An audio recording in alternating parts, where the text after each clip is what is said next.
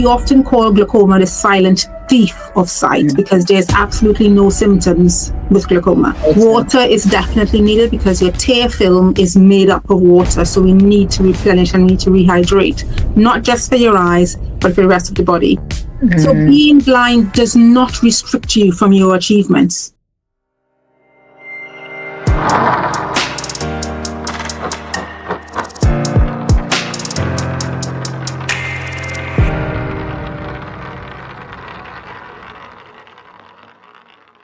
Hi everyone, welcome to Wisdom for Exploits. I am your host, Bola Amore. As we're all aware, the eyes is a very crucial organ of the body. It requires our proper attention. Today I have an amazing guest with me. The subject of our discussion will be your eyes, the lamp of your body. She is a person of Professor Rosanne Crosby Nowobi, an optometry professor. Before my guest tells us about herself in details, please do not forget to subscribe to our channel and click the bell to be notified whenever we upload new video. Over to you, my guest. Please introduce yourself. Hi, it's lovely to meet you. I'm Professor Roxanne Crosby Nowobi. I am the Professor of Ophthalmic Health and Care at University College London, and I also hold a role with the NIH as a Program Director for their Senior Research Leadership Program, and I also work at Moorfields Eye Hospital. Lovely to be here. Wow, nice to have you, Professor.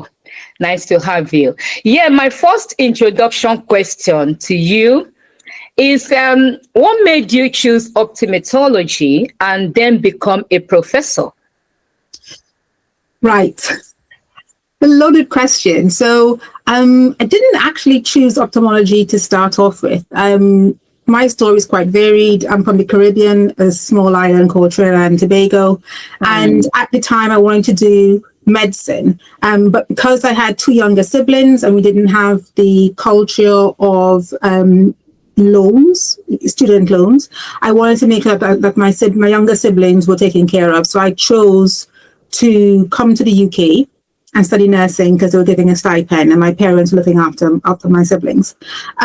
So into nursing, absolutely loved it. Did gynecology to start off with, then did urology. And then, as you tend to do if you're very academic minded, I got a bit bored. Not with the patient care, but I wanted to do something more. I wanted to understand more. And where it started off in my journey with research was there was this elderly Black Caribbean gentleman with end-stage prostate cancer. And I just thought, why, he was here on his own. Why is it he's here on his own? Didn't he know to go and get himself checked out? Why is he like this? And that got me involved and interested in doing research. So I went and did my master's in cancer care. And after that, I went on to do a PhD. At the time, I didn't have the funding to be able to continue the cancer care journey, but there was a master's, there was a PhD opportunity in eyes in London. At the time, I was living in Sheffield. So packed up everything, came down to London for 3 years and did a PhD in diabetic eye disease and cognitive impairments, looking at how the brain relates to the eyes. So that's how I got into eyes. Oh, wow. That's a wonderful story. Well done. And thank you for answering this call. Thank you so much. So the topic we're going to focus on today, as I've said earlier on, is your eyes, the lamp of your body. So my general eye health question is, what are the most common eye problems people face today? And how can they be prevented? Yeah, that's a great question. And I guess it depends on what part of the world you're in. So if you're in the UK, we have general conditions like short-sightedness, far-sightedness. When you get to the age of 40 or so, you get presbyopia and you have to have those reading glasses and you have to stretch your arms a bit longer. You get cataract. But those are the common conditions. But the most prevalent conditions that cause sight loss vary by region. So in the UK, for us, it would be conditions like AMD, so age-related macular degeneration, where the back of the eye is affected. You can have cataracts, and then you can have diabetic eye disease, which is the most common but treatable form of sight loss. Wow. If you go to regions like Africa, for example, then the ratio of those conditions may change. If you go to places like the Caribbean, like for example in Trinidad, we did an eye study about 5 years ago, and we found that glaucoma was our most common cause of sight loss, followed by cataracts and followed by diabetic eye disease. So it varies in terms of pathology, which region you're in, but most commonly, people without any systemic conditions, usually nearsightedness and farsightedness, and then over age 40, presbyopia. And what I mean by presbyopia is when you have difficulty focusing on near objects because of your age. So usually you've got your muscles attached to your lens, and if your lens is, a young person, then it's springy and it's easily able to move and accommodate, as we will call it. But as you get older, the lens gets a bit stiffer, so it's not as, pliable, and therefore it doesn't shrink or elongate to accommodate your vision. And then that's when you start needing glasses, and that usually occurs around the age of 40. Wow. Anyway, I still have a question on that one as well. Thank you for that. So how often should adults and children get their eyes checked by an ophthalmologist? Yeah. So an ophthalmologist is a medical doctor that looks at the eyes, and it's not necessary for children to get their eyes checked by an ophthalmologist. Within the NHS system in the UK, from 72 hours after birth, we have our doctors on the wall and our nurses, checking your newborn's vision. And then when you come out into the community at 6 to 8 weeks old, you'll have your vision checked again. Then when you go to the health visitor around 1 year to 2.5 years, you have your vision checked again. And then just before they start school, or just after they start school, around age 4 to 5, then again they have their eyes checked. And these checks may be done by other professionals, not necessarily an ophthalmologist. Okay. For adults, again, you would not go straight to an ophthalmologist to have your eyes checked. You would go to an optometrist, and in the UK, it will be like Boots on the High Street or Specsavers or any other optometry practice, and then they would check your eyes. And we usually say, if you have no problems at all, go every 2 years. If you have a family history of glaucoma, then we advise that you go every year and get your eyes checked. Wow. The glaucoma, I think, is not about, I know you mentioned that different region, it depends on the region people are and how these things appear. Their eye issue affects them. But you said cataract and glaucoma is a very common I think this is a worldwide issue. Yes, it is common worldwide, but what causes people's sight loss is the healthcare system and how readily people have access to treating those conditions. So say, for example, cataracts will happen. As you get older, it will definitely happen. However, in some regions of the world, if it affects your visual access, if it begins to affect the way you drive at night, or it interrupts with your reading, like in the UK, we let you can go to the optometrist and say, okay, can you give me a referral into the hospital? And probably within maximum 6 months, you will be listed for cataract surgery and have your surgery done, and then your vision is restored back to basically normal. In other regions of the world where we don't have enough ophthalmologists to conduct surgeries, or the healthcare system isn't as responsive, people have to wait up to 2 years to have their cataracts removed. And the cataracts will only progress as time goes by. So the vision will get blurrier and more obscured. And then there's a higher risk of sight loss. So that's what I mean. The prevalence of these conditions may be the same in each country because you get older, but your sight loss or risk of sight loss increases depending on what region you are. Also with glaucoma, there's a higher risk of glaucoma in individuals from a Black African and Black Afro-Caribbean ancestry, and also from an Asian ancestry, and also from a East Asian, so a Chinese ancestry. And we often call glaucoma the silent thief of sight because there's absolutely no symptoms with glaucoma. So we know that it's associated, there's a kind of range of conditions associated with high eye pressure in the eye, so elevated eye pressure. And you would think, oh, if you have your pressure increasing, you may feel some kind of pull or tension or pain. Primary angle open glaucoma, the most common form of glaucoma, there is no pain, there is no symptoms, there's no flashing lights, no floaters. There's absolutely nothing to let you know that you got a problem. Wow. And that's why it's important to go every 2 years to get your eyes checked, because most of the diagnosis that we get is very incidental. People are just appearing to have their eyes checked, but there's absolutely no symptoms. But what's very alarming is that because of the pressure on your nerve cells, they cause cell death. And your vision can go from being 120 degrees and just gradually over time decreases until you could lose up to about 40% of your visual field, your peripheral vision, and not even know it. So, it's really important to get your eyes checks done, get treated early, and not just get treated early, maintain your treatment, because some individuals may be prescribed eye drops, and they may, it may begin to burn or sting, and then they say, okay, I'm not doing this anymore, or my eyes are red, or, I can't manage this. If you don't take the drops or whatever medication is prescribed, then the glaucoma will only progress. Wow. So we're on a Christian channel here. Definitely pray. That's the way to go for everything. But God has given man wisdom, has given doctors wisdom to provide these treatments. So, you do both in tandem.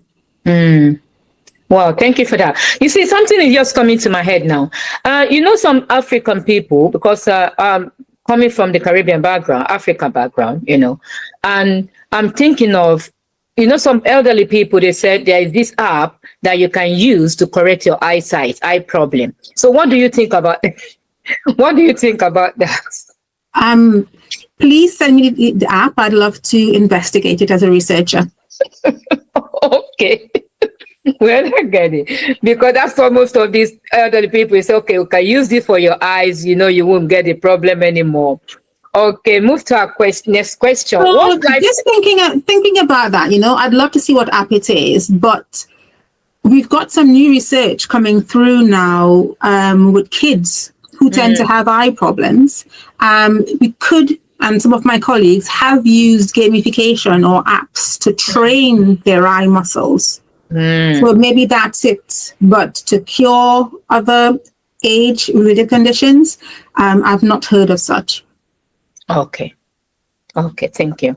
So what lifestyle habits contribute to most to maintaining healthy vision? This is going to be a current mantra. Good diet, exercise.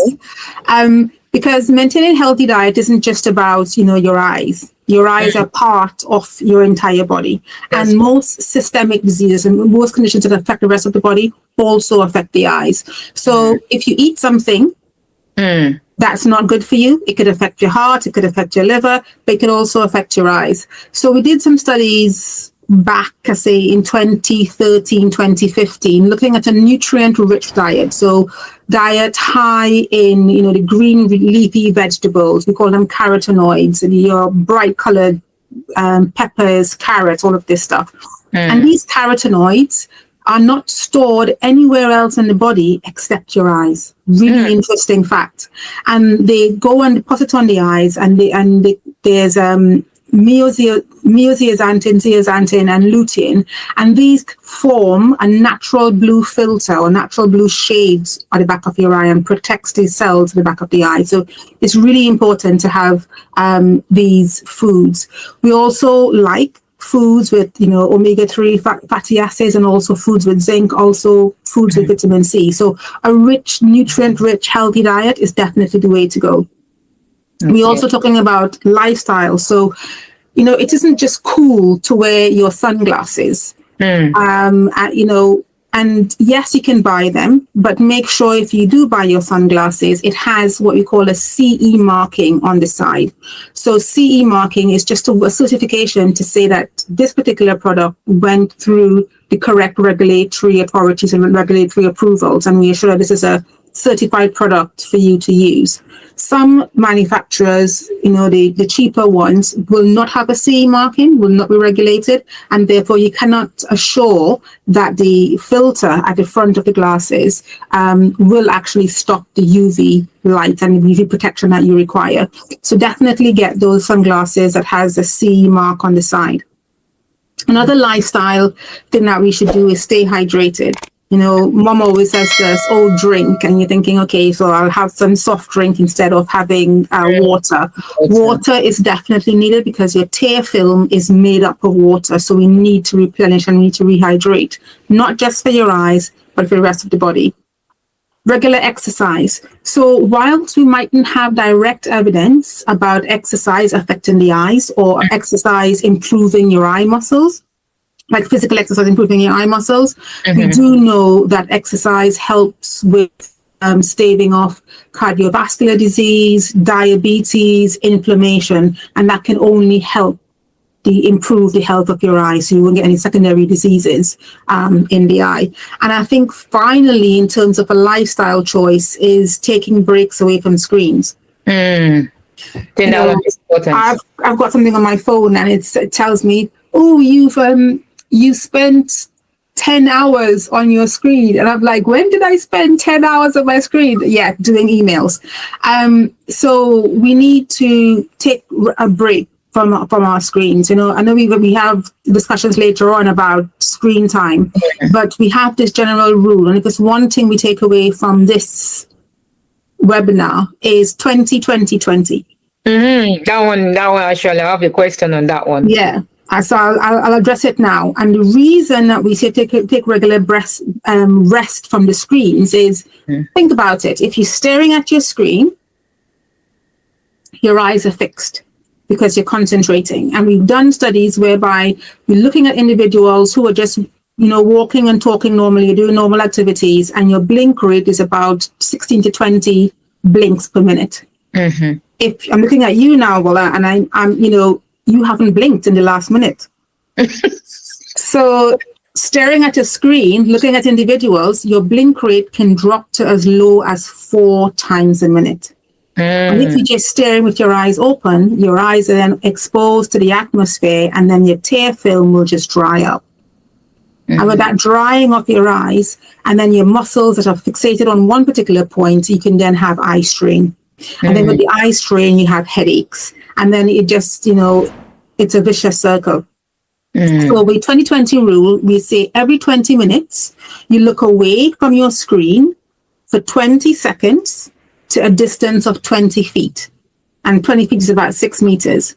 And what we're doing is you're giving your eyes a rest, because once you look away, you blink. Once you look away down the garden for 6 feet or 20 meters, it's allowing the muscles of your eyes to relax, because they were first contracted. It's allowing your eyes to relax. And then it takes about 20 seconds for your eyes, your muscles, to go from near vision or contracted to distance vision. So 20-20-20, every 20 minutes. And it's important because the same way you'd sit down and you'd shuffle around if your bum's hurting after you've been sitting for a while, it's the same way you need to exercise your eyes. Wow. Otherwise, you pay for it at the end of the day. Wonderful. So most of these things we take for granted regarding our eyes is like, we just need to now start thinking about, I need these eyes. Wow, that's a wonderful one. So what are the early warning signs of serious eye condition? Anyway, we mentioned that, glaucoma and cataract. I think, is there anything you want to add to it? I'll just say, if you've got any blurry vision, hazy vision, eye pain, the different things like, if you have any flashes. So normally the eye, inside the eye, your reaction to something going wrong is if you have, spontaneous light flashes. Those are not normal. Get it checked too. If you've got new floaters, so those of us over the age of 40, you may see these little spiderweb things floating in your vision. That just tends to happen because the jelly is breaking down. But if you tend to have, a rush of floaters or a rush of blood or anything that's abnormal, go get yourself checked at the opticians. If you begin to have tunnel vision for any reason, again, go and get yourself checked. So any sudden change or any gradual change in your vision that you've noticed, just go and get your eyes checked. Wow. Okay, we're moving to modern challenges. We've talked about the regular exercise improve and protect vision in any way. So we're moving to modern challenges. What increased screen time? What step can people take to reduce digital eye strain? Yeah. So we mentioned 2020 rule. Yes, 2020 rule. Sleep. Yeah. Now, What about that one? I'm the biggest culprit of not having sleep, but your eyes do feel it if you haven't had good rest. Also, blinking more often. Make it a conscious effort. I just explained that your blink rate can drop down to like 4 times a minute once you're on the screen. Make it a conscious effort to blink while you're doing screen time. Another practical thing to do is adjust your screen settings. So sometimes if you're working at night, there's always a night mode where the computer has a nice warm light. That tends to decrease the load and the blue light on your eyes. You can also invest in blue light filters, but there's also a blue light filter on your screen that mostly comes on at night. So, you need to make sure that is on. Also, you can adjust the contrast of your screen. So we know white on black is great, but also yellow on black is also great. And you can adjust the font size of your print.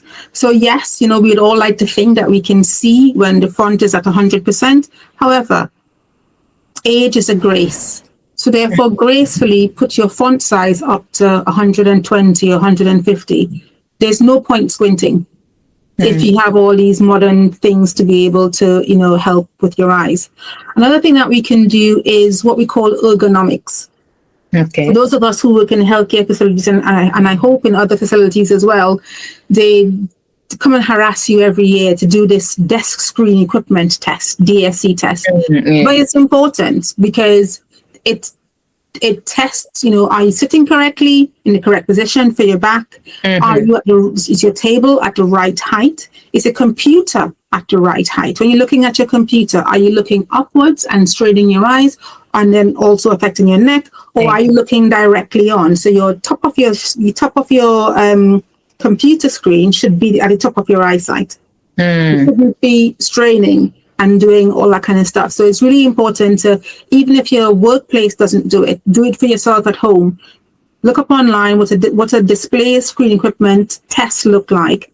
And it's literally you just adjusting the height of your chair, adjusting the height of your table, adjusting your computer and adjusting your monitors as well. Make sure it's the correct angle. You should also invest in lighting. The lighting that you have around you once you're doing your work.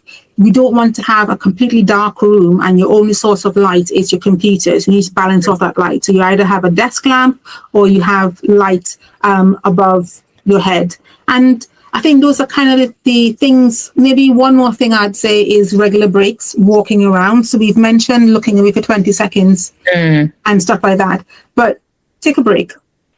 After about 2 hours, an hour and a half, get up, walk around, get a cup of tea, a glass of water, and come back. And that's going to help you in general. Well, the water will help definitely, but it's also going to help your eyes as well, not concentrating on a close distance for so long. What about the screen, the computer screen protection? Is that one okay as well? Yeah. So in the olden days, I'm showing my age now, they used to have this big flap that people used to put over. Sometimes it's still available. I mean, once it's regulated, we can definitely use those. But nowadays, the screen monitor comes in with an algorithm that tends to make the light on your computer warmer as it gets nearer to nighttime. But there's also a function you can enable at the bottom that says night mode. And that tends to help with the lighting as well for your eyes. Wow, that's wonderful. Thank you. So is the blue light from the phone, and the computer really harmful to our eyes? It is. The blue light. The blue light is harmful. You can't get away from it. Wow. It's there in our computer screens. It's there in our LED lights above our heads. But what we do need to do is counteract it.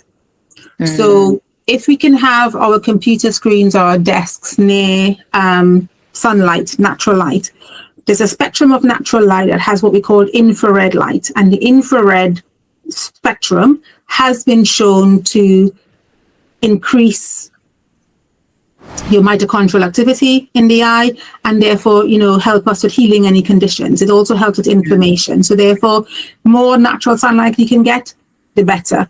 We've got new research coming out now that if you can afford to get a halogen bulb, then we can use that instead of the LED lights that we tend to use at home or in workplaces. But just get out more. Because we need the natural sunlight. So limit our screen use, because again, that's blue light. You can't get away from it. But we can limit the amount of light, blue light that we get. We also know that blue lights can disrupt your sleep. So therefore, it affects your melatonin.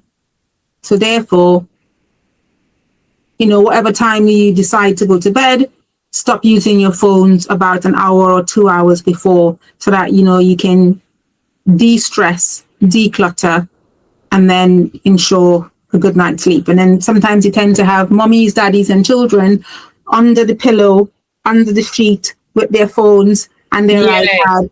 Again, A, the contrast isn't good for you. B, you're psyching yourself up for a poor night's sleep because you're not resting your eyes. Your melatonin levels will be very, very low after that. I think that one is common among the children. They'll get under the duvet with their phone and it's really dark. And by the time they go for eyes test, some of them, they'll say, oh, this thing is increased again. Their eyesight is increased again. So is there any way we can help these children to stop all these habits? Well, back in the day, when I was growing up, we don't have phones. We didn't have phones, but it wasn't really a conversation. The parents said, you don't do it, and you definitely don't do it. So therefore, as parents, I guess nowadays you have to have a conversation with the kids. But the way I've grown my daughter up is we'd sit down, we talk about why is this harmful? Why is this wrong? And how we could amend and ameliorate the situation. So hopefully, if you explain to them that, you looking at this device at such a close distance for such a long time is harmful to your eyes. And one thing that I did with my daughter is I put a blindfold on her. And I said, walk around this room. And she was like, well, why? I'm like, no, please go ahead and do it. And she's like 8 years old. Okay. And obviously she'd find it difficult because she couldn't see where she was going. So I said to her, with prolonged use and damaging your eyes, you may reduce your vision. You may not completely lose your vision, but you can reduce your vision. And this is how it looks if you have reduced vision. Therefore, she's able to appreciate that mommy isn't just being, pedantic, and mommy is just saying that, we can't do this. It's if you have good vision, let's preserve it. If you were born with, sight loss, we can try and help and do things as well to preserve it. If you were born without any vision, then from birth, you would have been trained in different ways to adapt. However, if you've got good vision, so there's no way I will sit here and say, people who have vision loss or people who have, people who were born without any vision, their lives are over. Absolutely not.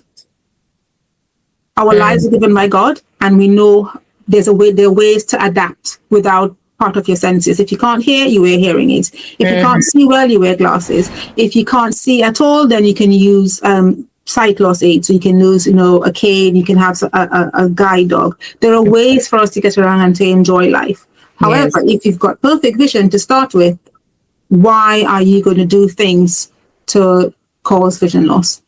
So it's a conversation that I think you should be having with the kids, as in, I'm not saying that you shouldn't have your tablet or your iPhone, but we need to moderate your usage of it so we can preserve your vision for the future.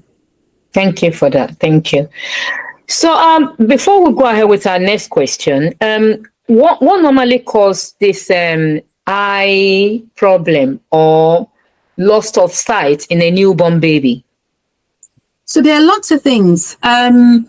and the sight tests that people tend to have in the hospital, this is what they tend to they'll be looking for. So one of the first things you'll see is that the doctor or the nurse would be flashing a torch in the baby's eyes. I mean, looking for something called a red reflex.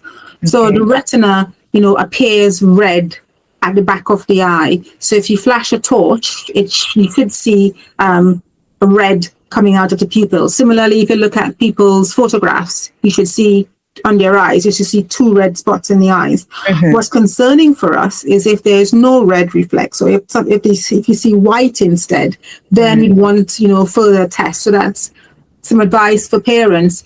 If you're taking your children's pictures, one eye has a little red dot coming out of the pupils, and the other eye is white, you need to get that looked at. Something else we tend to look at is your pupil reflex. So, we know that your pupil in bright light, it shrinks, it contracts. So therefore, we do the torchlight test as well to see whether they're reacting or not. If they're sluggish or they're not reacting, then we need to do some further investigations. In children and babies, we look at attention to visual objects. So, to move up the hand or, a little toy or something, does the baby's eye track? Now, newborn babies, their vision isn't brilliant, but are they tracking movement? And as a child gets older, then you'd use more sophisticated tests like a differentiation between if they can speak, a car or a bike, or if they can't speak, some people can't speak English, so therefore we say older children or adults, we call it a tumbling E test. So is the E facing this way? Is it facing that way? Is it facing the other way? Is it facing down? There are different ways that we can check your vision. But that was a very good question you're asking about children. If children, that's a good one. I think you really expatiate that. But I'm really particular about newborn baby. So I'm thinking that is this something that the parent is eating during pregnancy that caused the eyesight problem for the child? Not necessarily. Okay. Not necessarily. We have children born with conditions called congenital cataract. And, they're actually born with a cataract, so therefore it reduces their vision, so they may have reduced vision at birth. We do have some conditions that are hereditary. So genetic based, that's passed on, through the parents. But those conditions don't tend to, it may be from birth, but it's not caused by diet. Okay. Some of the conditions we call it like retinitis pigmentosa may appear when the child is a bit older, so maybe as early as age 10, sometimes more commonly in their teenage years, and that condition does lead to sight loss after a while. But the parents know about it, the child knows about it, so therefore they have counseling before, and they are taught to use all these different visual aids. So life continues as normal, even though they've lost their sight. So there are some conditions, genetic conditions, that may affect the children's sight, but that's not to say that they would not be able to contribute equally in the world. So I would never say, poor you or your life is over. That is not the case. There are ways and means of moving about, getting about. Because think about it, Bola. If, for example, tomorrow you lost your sight, would you like the world to write you off? That no. you are no longer you because you've lost your sight. No, God forbid. But people still, there are so many people that have lost their sight and they're still living a normal life. I remember when I grew up in a barrack, and in my barrack there is a place called Blind Center, and it's only blind people that are there, both young and old, not babies. I mean, like baby from teenager up there to the adult age.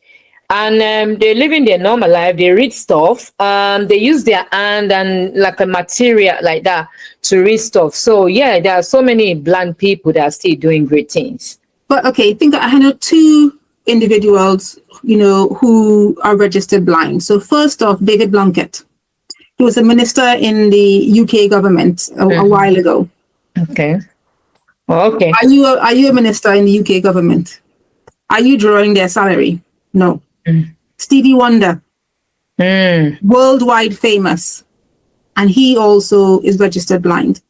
So being blind does not restrict you from your achievements. Yeah, sure. Absolutely not. And I think that's something that we need to really press home, because in certain parts of society, people are written off, or Really? people are written off because they've lost their sight, or they couldn't see from a young age. Or even more depressing is that because society doesn't recognize that things can be done to aid these individuals, they're then just left in a corner, or parents maybe be like, okay, I'll put more attention to the child that can see than the child that can't see. And these things tend to happen. We need to break that cycle. Yes, the eyes is just one of 5 senses God gave us. If it isn't there, we can use the others and we can move on. God ultimately gave us life, and that's what we should be celebrating. That's true. That's true. Wow. Well done. Thank you. So what is the difference between ophthalmologists, optometrists, and opticians? Okay, so an ophthalmologist is a medical doctor. Okay. So they would have done their general medicine, and then they'd have gone to do, in the UK anyway, and then they'd have gone on to do a specialism in eyes. And in the UK, it's about a 7-year training program after your general medicine. That's true. And they tend to obviously diagnose and treat conditions, and they're basically the top line in terms of eyes and those conditions. Now, optometrists are individuals who study for 4 years only in eyes, and then they also can, depending on their qualifications, either do what are usual, refraction and provide prescriptions for your glasses, or if they do further training after they've done their first 4 years, they can then specialize in glaucoma management or specialize in other conditions. And then your optician is an individual who's studied for 2 years, so not as extensive as the optometrist, not as extensive as the medical doctor, and then they help you with dispensing your glasses. So they will take the prescription and then make sure that you have the correct prescription, make sure it fits well, make sure your contact lenses fit well. They can help with, glasses wear and stuff like that. Okay. So they're all ophthalmic professionals. But one thing you forgot to mention was the ophthalmic nurse. Okay. Oh, that's fine. You can mention that one. Go ahead. Thank you. So I'm not being biased, but a ophthalmic nurse is a nurse who's trained for 3 years in general nursing, and then you specialize after in eyes. And basically, they're the ones who look at the holistic care of the patient. So we are all trained, hopefully, to look at holistic care, but the nurses really, nurses is the one who will ask you about your medication, who might link it to any systemic things that you've got going on. Nurses are the ones who will ask about your family history, and make sure, your parents are being seen to. The nurses will look after your psychological care, So, Mrs. Smith, how are you doing today? How are you really doing today? So the nurses, we also diagnose, we can also treat, we also have nurse consultants, we've got professors of nursing, but it's a whole multidisciplinary team effort looking after patients with eye conditions. So we shouldn't discount any one profession because they don't have as much eye training as the other, because we're all there to make sure the patient is looked after and looked after well. Okay, thank you for bringing that in. So the optician, you can be an optician without going to uni. Is it possible? Because since you said that one is 2 years. You still have to go to university. It's a university course. Because that one is, you said 2 years. So it's 2 years. So, they should have a university qualifications. If not university, a college qualification. I can double check that for you. But they are registered professionals. Yeah, I know. Yeah, but okay. Because I think they are anyway, let's move on. Optician, because that's the only people majority see before they go to the higher one.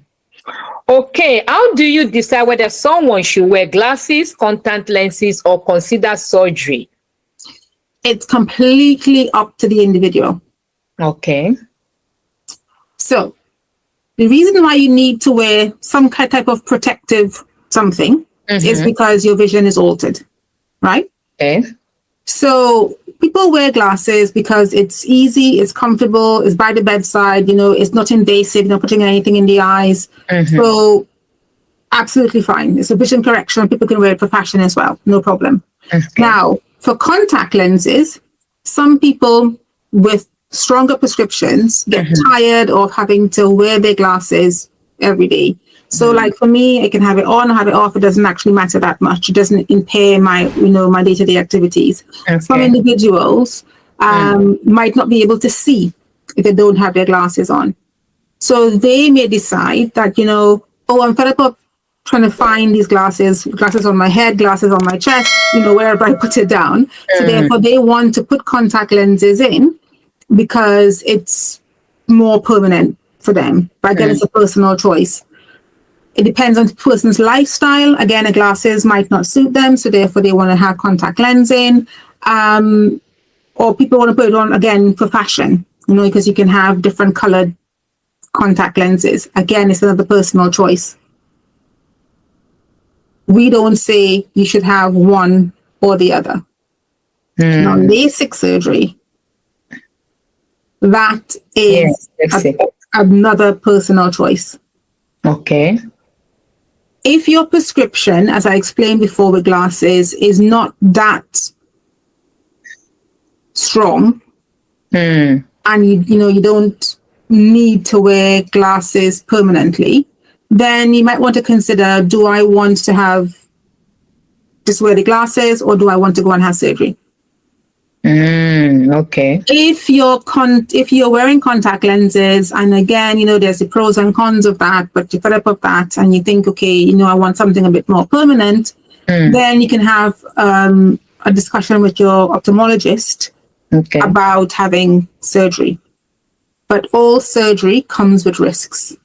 Everything. So nothing is risk-free. So if you think you want to go down that road, sit down, have a proper consultation with your ophthalmologist. Don't look at the prices, look at everything, and and let's say, okay, let's do this. Look at the pros and cons.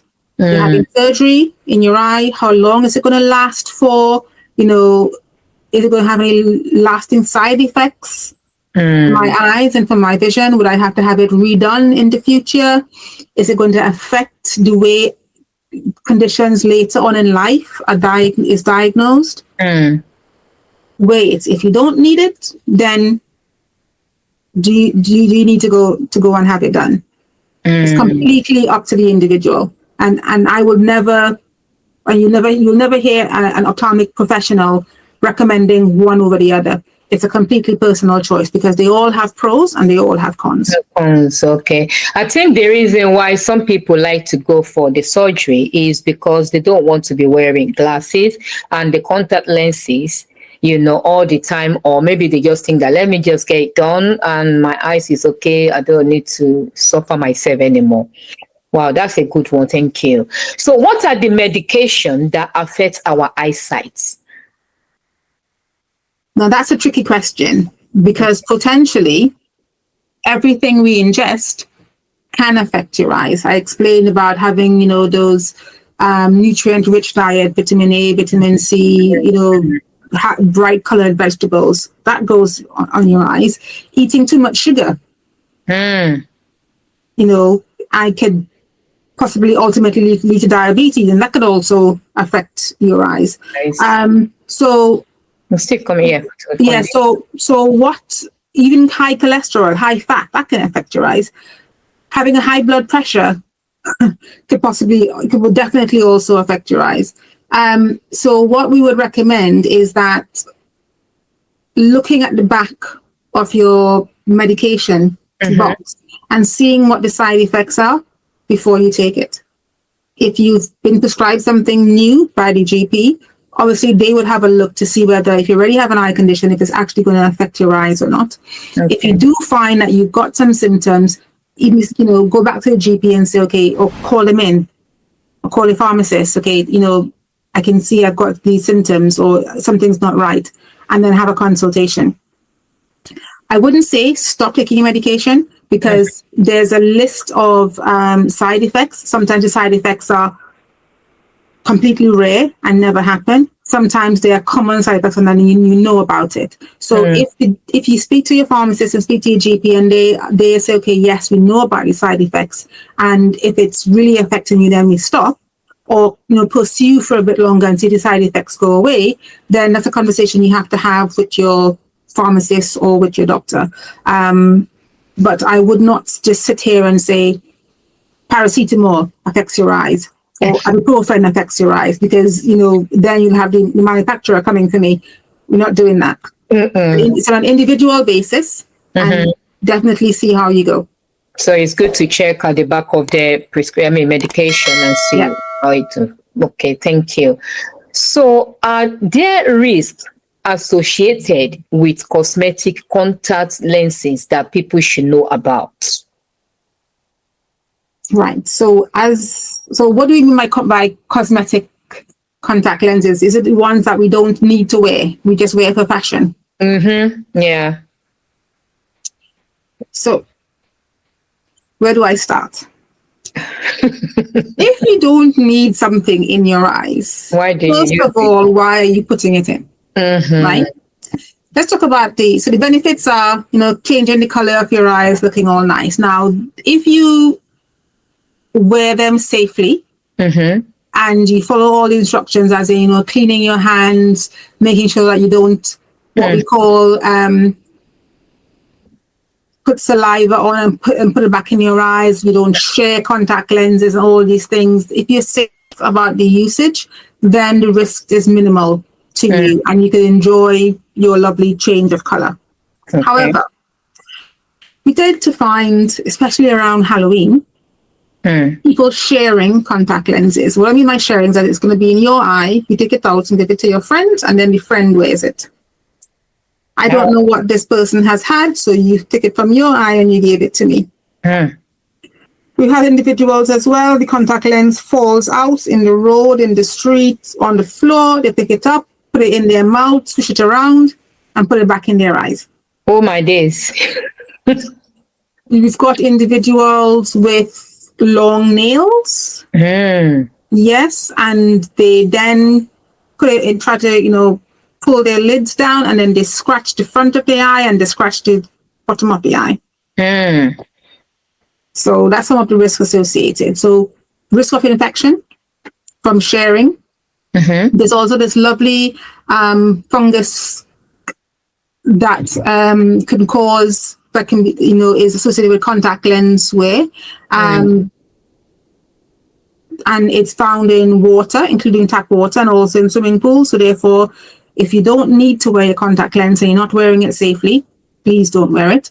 There's a corneal damage I spoke about, with people cracking their fingers over the eye. But then there's also corneal damage in that the contact lenses that are prescribed for us, they go under so much rigor to be produced that, they've got aeration, they're able to, they're breathable lenses, and we know where they come from. Most fashion lenses that are not prescribed by your optometrist or not given to you from a reputable shop might just be literally a piece of plastic that's not breathable. What you're doing is just you're putting this plastic shield over your eyes. The front of your eyes has no blood supply, so therefore it has no oxygen going into it. Therefore, you're just blocking any oxygenation coming to the front of your eye, and you can damage your cells. Wow. There's also an increased risk of allergies, because what are you putting in your eyes? There's also increased risk of dry eyes, because again, your tears are not able to coat the cornea because you've got this piece of plastic in front of it. So, long story short, if you're going to wear it safely. Okay. If you're not going to wear it safely, please don't bother, because you're just going to damage your eyes. That's wonderful. That's good. How does aging affect vision, and what older adults do to slow down eye deterioration? If you can find the elixir to stop aging, please let me know. Does that answer your question? Oh, As, as we grow older, our vision changes. so we can't escape it. We can't. We just need to do the things that we've, so the things that will help us to stop aging generally. Let's try that. So our healthy diet, our exercise, staying away from high risk activities, all of these things. If we can look nice and young, if our skin is nice and young, most likely our vision will be fine as well. But there is nothing I can say that you can take to stop aging. So there's this diet called the AREDS diet. It's almost a big study in America. But essentially, it was looking at these carotenoids that I had spoken about before. So it's about healthy diet. You can either choose to buy these eye supplements that cost about £44 for 12 capsules, or you can choose to eat your broccoli and your spinach. I always tell my patients, it's probably better to buy the broccoli and the spinach because you're getting a 2-for-1 deal. It helps with your eyes, it also helps with your roughage. Whereas the tablets, you just get, small amount of tablets for high cost. So get your vegetables in. Kids hate them, but you can put them in different things. You can make. I saw on TV the other day, people were literally scraping off the broccoli florets and chopping up the carrots really fine and mixing it into egg white and making a lovely egg roll, an omelette from it. So it looks nice and colorful, and it's so fine they can't pick it out. Exactly. I know a kid doesn't like it. Or you make it if you're making soup. My mom used to do this to us quite a lot. And up till now, I can't eat soup without it being a thick base because my mom used to literally boil the pumpkin until there was nothing left. It was so squishy that pumpkin made the soup base.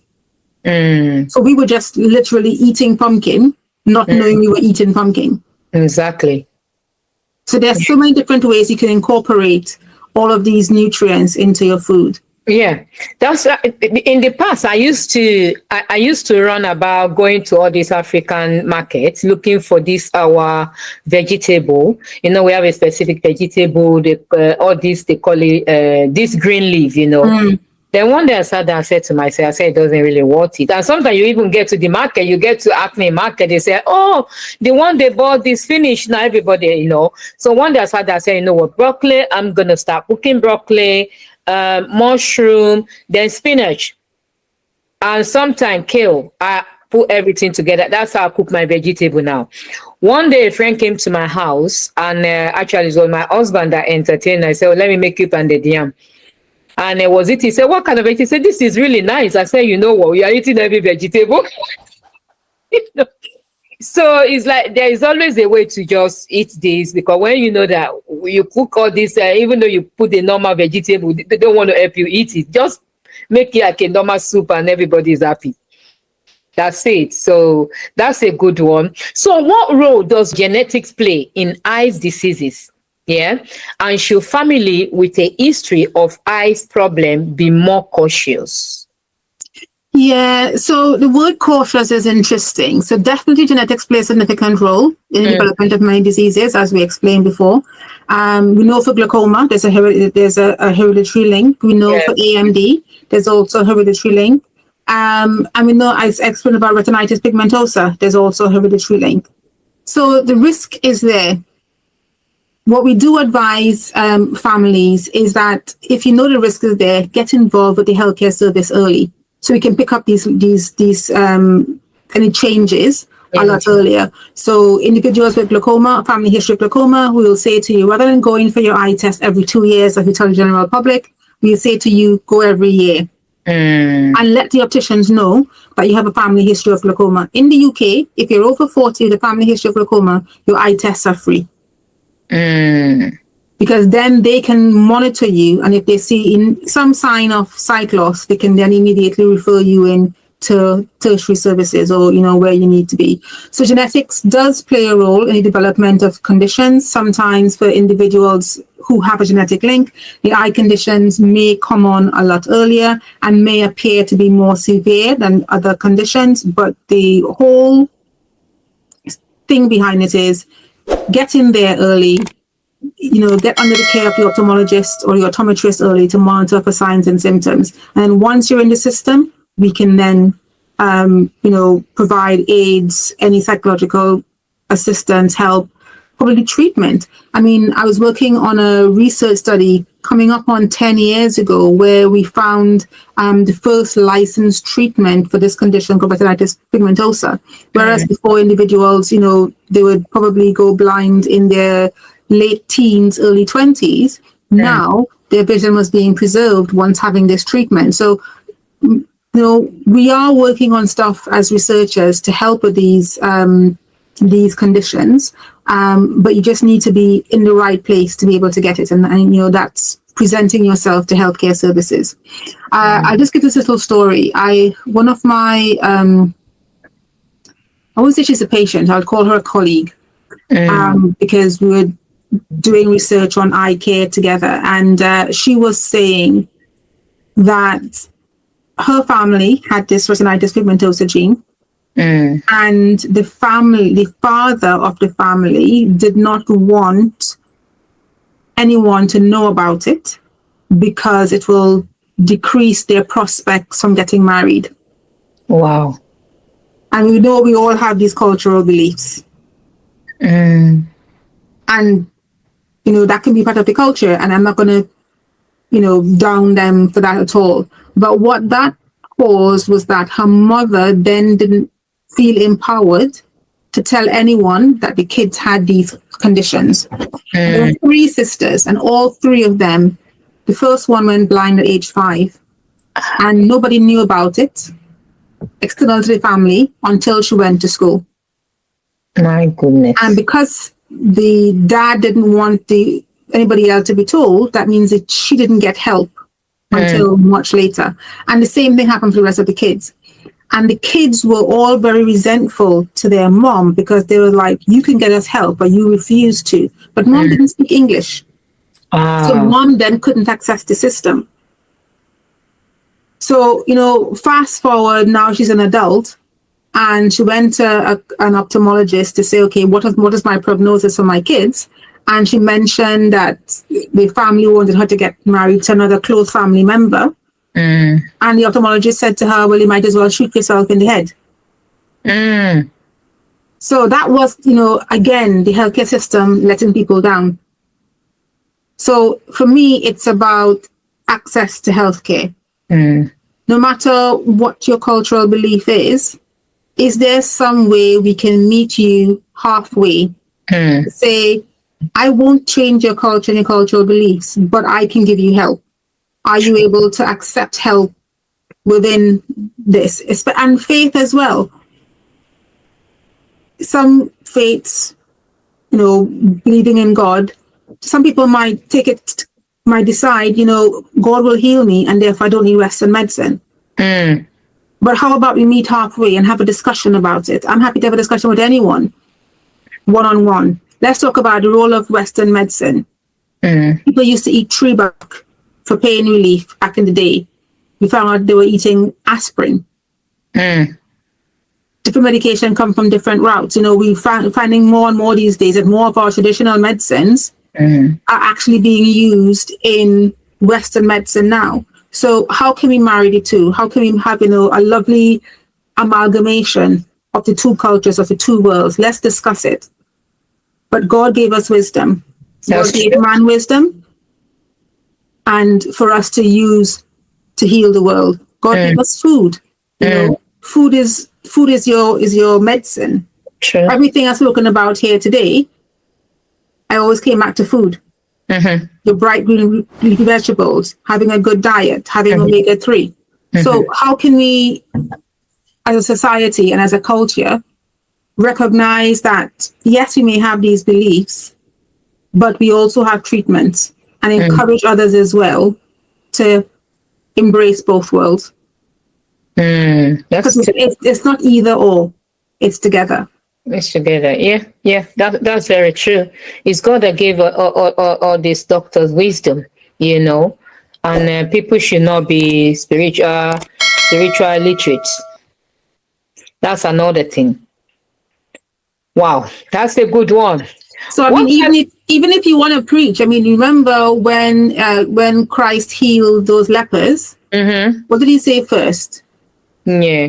Go and show yourself to the high priest. Mm-hmm, So he could have said, I am God. I know what I'm doing. I know you're healed. Why are you going to a doctor? Because at that time, the high priest was the ones who did the diagnosis, weren't they?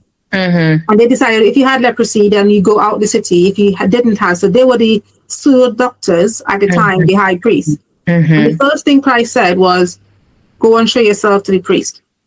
Why did he have to bring in a third party? mm-hmm. And the one he used the clay to, to put in his eyes and said, "Go, yeah." Anyway, there are so many examples like that in the Bible. As I said, some people are just, I won't say ignorant, but spiritually arrogant. I'm going to put it that way. I will just say, have a conversation. Let's have a Yeah, conversation. yeah, conversation is good. And yeah, because if we there is something coming to mind, but I don't want to go to that direction. I want to talk about this issue that some faiths, they don't believe in blood transfusion, And I had a story as well that this person had an accident and he belonged to that faith, that particular faith that don't believe in blood transfusion. And the person concerned has lost a lot of blood. And the doctor said, we need to do blood transfusion for this person. We want that person to survive. And he said, no, they do in their faith, they don't believe in blood transfusion. And the person died. So, I mean, as I said, there are some things that people just need to talk about, like you say, have a conversation. It's not everything is bad. But the thing is, I mean, I wouldn't. That was their choice, and that was their belief, and we need to respect that. And we know now in modern medicine there are different alternatives to having a blood transfusion. So possibly at the time, those options were not available. But now, if you don't want a blood transfusion, you don't have to have it. There are different ways of boosting your iron levels without having a blood transfusion. Yes. So again, it's about a conversation. When do you access healthcare, and what options are available for you when you do access healthcare? That's fine, yeah, like you said, because I know one thing is that where our faith is there, we believe in God is the healer, and the medical, we can't put them aside as well. So they work hand in hand. Let me just put it that way. What are the latest advancements in eye care and treatment that people should be aware of? What are your advice for our audience about the proper care for their eyes? Yeah. Okay, so I'll do the first one first. I mentioned the gene therapy treatment, that Luxturna, that we were one of the first, we were the first in the country to be able to provide that for our patients. So that was great. Then we have some stem cell therapies coming on the market, so that's good as well. Okay. What I'm really excited about is the use of artificial intelligence, so AI, for diagnosing images. Now, the reason I'm excited is because things that we know as kids, they made you use made you do long division and long multiplication. And you're like, the calculator is sitting right there. Why are you making me multiply all these large numbers when I can just type it in? But what they were teaching us was the whole process. Okay. But we were fixated on, the calculator being so super fast. And now we've got machines that are even so much faster that they can process millions of images, in a fraction of the time that it will take for us as a clinician to go through all these images. And what that means is it's providing equitable access to healthcare. So no longer is it that the person who can afford to go to the best doctor will get the best diagnosis. It now means that anyone who gets their images done by this particular algorithm or, reviewed by this particular service that uses this AI system will all be treated equally. Now that's the hope. What will stop that from happening and stop the equity from happening is if we don't have our data in the system for the machine to be able to learn from. Let me give you an example. every day in the NHS, there's about 5,000 gigabytes of Black data being produced. So people from Black individuals, Afro-Caribbean individuals. We also know that there's about 117,000 gigs of white data being produced. We've been doing some studies recently where people from a global majority background, because, and rightly so, because of trust issues and stuff, refuse to share their data with the wider healthcare system. We've had examples where people from a Jewish background, because of the rise in anti-Semitism, if they admitted to hospital, they will not order a kosher meal because they don't want to be identified as Jewish and then be targeted. So we have lots of trust issues going on in the system. Okay. But because people don't trust to give their data, then they withhold their data. Okay.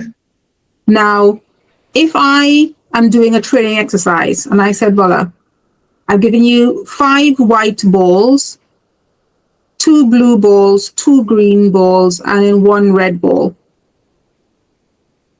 Wouldn't your mind pick up quickly, faster, what a white ball looks like versus the other colors, because you're seeing that more frequently. So you can pick it up straight away. The same way with the machine learning, whatever data is available is the one to recognize more quickly.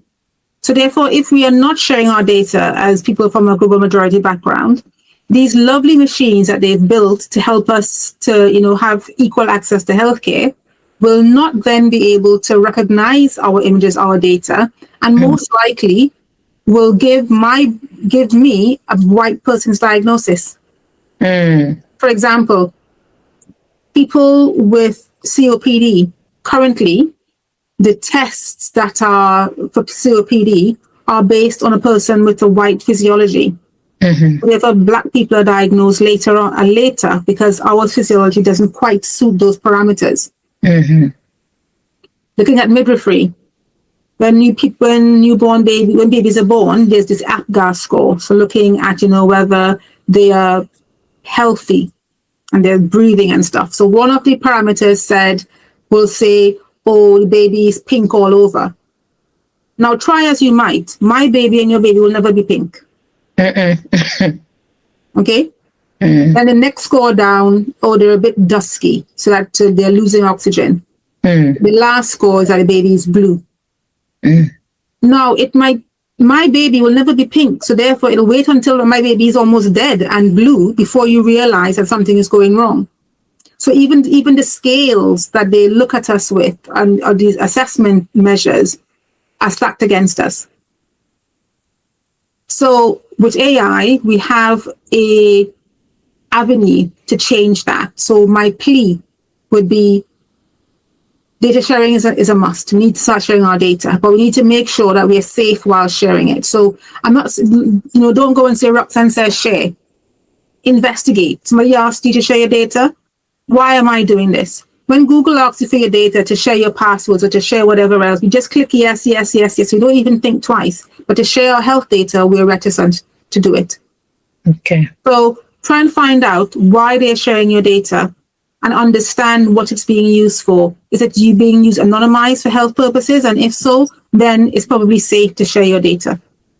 But don't just not do it, because that's the best way of getting health equity, is using the machines and training them properly to be able to review our data for now and in the future. Wonderful. That's a good one. Thank you. Explain how eyes can detect diabetes, hypertension, and neurological condition. Yeah. So you mentioned in your opening talk that the eyes are the lamp of the body. And we like to say the eyes are the windows of the soul. Yeah, the windows of the soul.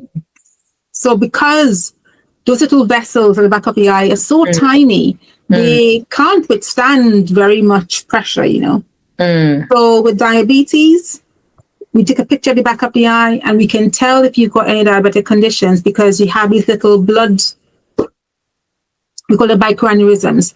So they appear like little little dots in the back of the eyes. If it progresses, you can have cell death. You can have the vessels going from nice and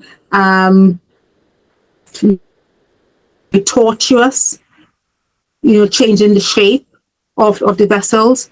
Hypertension is the exact same way. Neurological conditions, we tend to look at the optic nerve, and that tells, whether the optic nerve is healthy or not. So your eyes can tell a lot of things that's happening at the back of the eye. And again, in your eye exams that you go for every 2 years, some people may dilate you and then take a picture of the back of the eye, or some may put you in a very dark room and your pupils will open anyway in a dark room and take pictures of the back of the eye. But either which way, they are then trained to assess what's going on at the back and will refer you as needed. Wonderful. Wow. Any more questions? Yeah, we're gonna, don't worry about it. Anyway, we're getting towards the end now. So emphasize the role of ophthalmologist in holistic health care. Why ophthalmologists in particular? Yeah, because they're the one that carry out surgery. They're the doctor, they're the one that, I won't say they're the one that do most of the things though. I just explained to you the multidisciplinary team that we all input. Yeah, okay. I have a colleague, I have a nursing colleague, a nurse consultant who does surgery. Okay. Okay. So we're all in it together. We have different parts, but just to answer your question, in terms of holistic healthcare, we all learn from what we call a biopsychosocial model. So it's your biology, psychology, and this whole model that we all are trained on is a person is the sum of its parts. We need to look at your healthcare, so your body. We need to look at your mental health. We need to look at your environmental health. We need to look at your family history as well. So therefore, in each consultation, some more than others, we will be investigating all of those areas. But the goal is, at the end of your visit, you would have gone away with us knowing what we need to know, to ensure that you have the best outcomes, not just for you, but also for your family. Because don't forget, even if you have cataract surgery and your eyes will be fine after, for the first day or so, you'll be reliant on a family member. If you're having injections into the eye for some condition, for the first day or so, you will be reliant on a family member to come and, bring you to hospital or take you back home. So we need to understand who's coming with you. Is it affecting their jobs?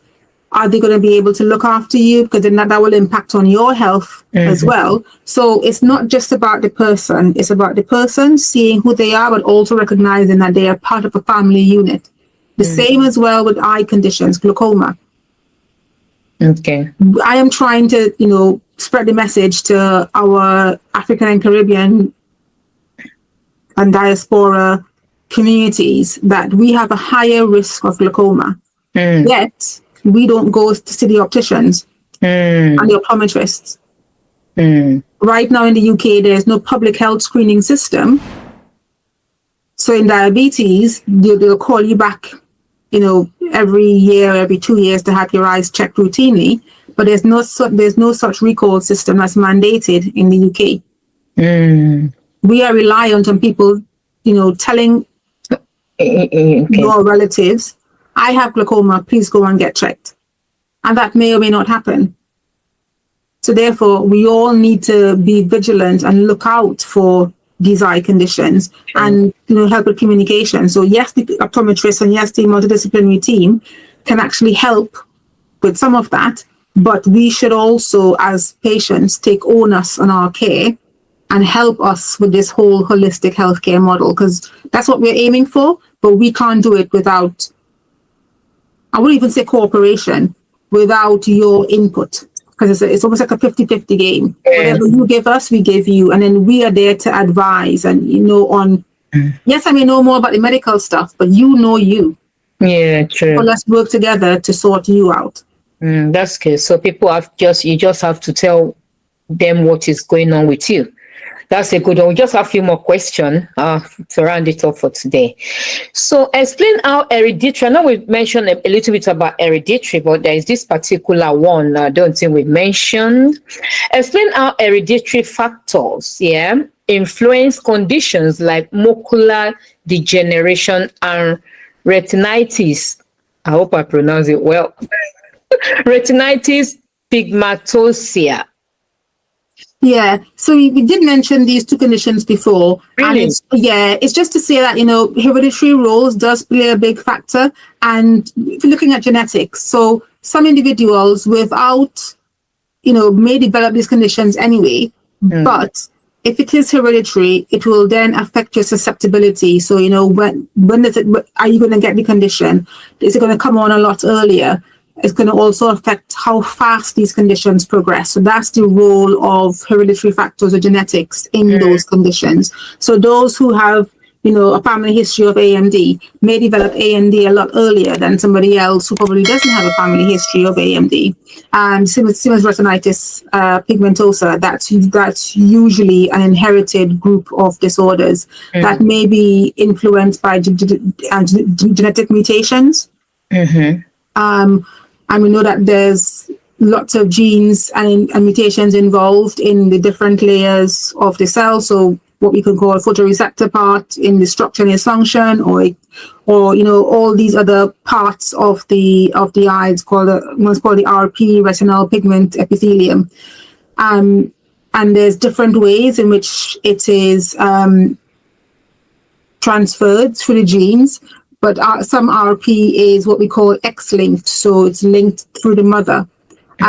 But just in general, for genetic conditions, depending on whether or not you have the gene, is whether you're more susceptible to the condition developing, whether it's going to come on earlier, and whether it's going to progress faster.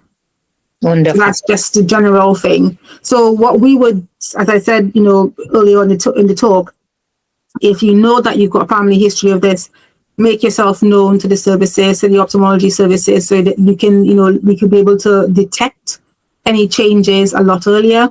Definitely diagnose age of onset, because it just doesn't affect you. It will affect your family members after. We can put you through for genetic testing as well to see if other family members are going to have it. And then if we've got all that information, we can then look at the implications for your care if you are treated and if you are seen early or detected early. All right, next one. So our last question for today. Share guidance for parents and teacher on early detection. Okay. So parents and guardians and even teachers as well play a really crucial role, because they're the ones who spend the most time with our kids. So it's really important that they are aware of what signs to look out for. So children who are squinting, are they squinting because they can't see, or are they squinting because they just want to squint? So you need to monitor those children. So are they squinting at the board in school? Are they squinting at the television? I know we've heard of these cases where children may be very disruptive in school and not paying attention to the board. And it isn't because they don't want to be disruptive, it's because they're bored. Why are they bored? Because they can't see the board. So there's nothing to, keep their interest.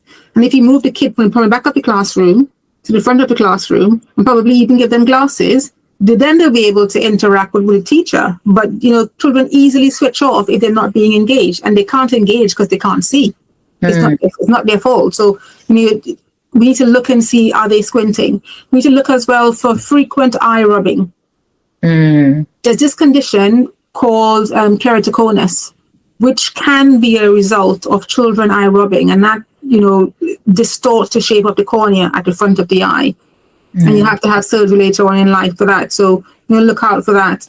People complaining of blurry vision or having double vision, what's going on there, get them into the optometrist ASAP. Children also head tilting. So we usually look at the visual axis that way. Why are they tilting their head? What are they, what's going on? These children as well need to be seen. And then children who are blinking more often than usual.